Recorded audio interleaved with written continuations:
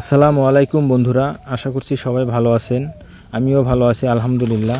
তো আজকেও চলে আসলাম নতুন আরেকটি ভিডিও নিয়ে। এই যে দেখতে পাচ্ছেন শিল্পী রান্না শুরুতেই অন্য কোনো কিছু না করে শুটমরিচ ভেজে নিচ্ছে। এর কারণ হলো শিল্পী কিন্তু আজকে রান্নার কোনো রেসিপি করছে না। আজকে শিল্পী যেটা করবে সেটা হলো আমরা যে বাজারে প্যাকেটের মধ্যে যে পাঁপড়গুলো কিনতে পাই, বাসায় এসে ওগুলো ভেজে ভাত দিয়ে খেতে অনেকটা ভালো লাগে। মূলত সেই পাঁপড় শিল্পী বানাবে। আর আমি জানিয়ে রাখি আপনাদেরকে, আমার জানা মতে এই পাঁপড় কিন্তু বাংলাদেশের লোক আগে তেমন একটা খেত না, কিন্তু এখন মোটামুটি সবাই খায় দেখা যাচ্ছে। এটা কিন্তু একসময় ইন্ডিয়ান লোকেরা বেশি খেত, আমি ইন্ডিয়ান লোকদের কাছে দেখেছিলাম সিঙ্গাপুরে। তো যাই হোক, আর এই পাঁপড় বানাতে যে কত কম সময় লাগে এবং কত কম জিনিস এবং কত সাশ্রয়, কালকেও একটা ভিডিওতে একটা জিনিস দেখিয়েছিলাম এর আগের ভিডিওতে।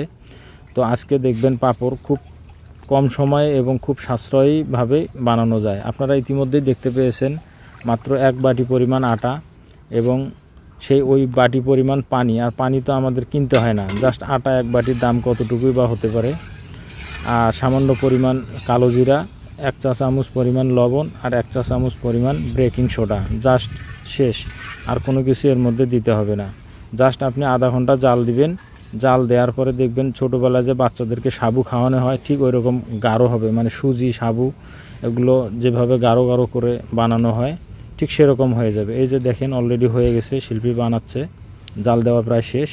এখন জাস্ট একটু ঠান্ডা হলেই, একটু প্রথমে যে আপনারা দেখেছিলেন মরিচ ভেজে নিছে, ওই মরিচটা কিন্তু আসলে ওটাকে ইংলিশ ভাষায় নাকি যে চিলি ফ্লেক্স বলা হয়।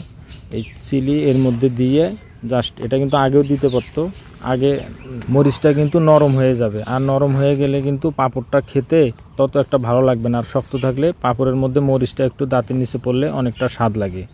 তো যাই হোক, এই যে সব কিছু রেডি হয়ে গেছে। এখন সমান একটা জায়গায় জাস্ট একটা প্লাস্টিক নেবেন, পরিষ্কার করে নেবেন প্লাস্টিকটা। আর প্লাস্টিকের একটু সামান্য পরিমাণ সুতির টানায় সরিষার তেল দিয়ে মুছে নিলে পাঁপড়টা শুকে গেলে প্লাস্টিকের সঙ্গে লেগে যাবে না, মানে শক্ত হয়ে লাগবে না, ওটা অটোমেটিকলি উঠে আসবে।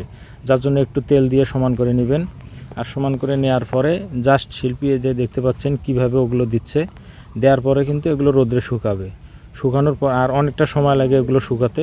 শুকানোর পরে কিন্তু পাঁপড় মানে হয়ে গেল আর কি। পরবর্তীতে আমরা জাস্ট ভাজবো আর ভাতের সঙ্গে খেতে পারবো। তো যাই হোক, আজকে কিন্তু আর সম্পূর্ণ ভিডিও আমরা দিতে পারবো না পাঁপড়ের, কারণ এটা শুকাতে হবে। এটা শুকানোর পরে পরবর্তী ভিডিওতে আমরা সম্পূর্ণ পাঁপড় বানানোটা দেখাবো আপনাদেরকে।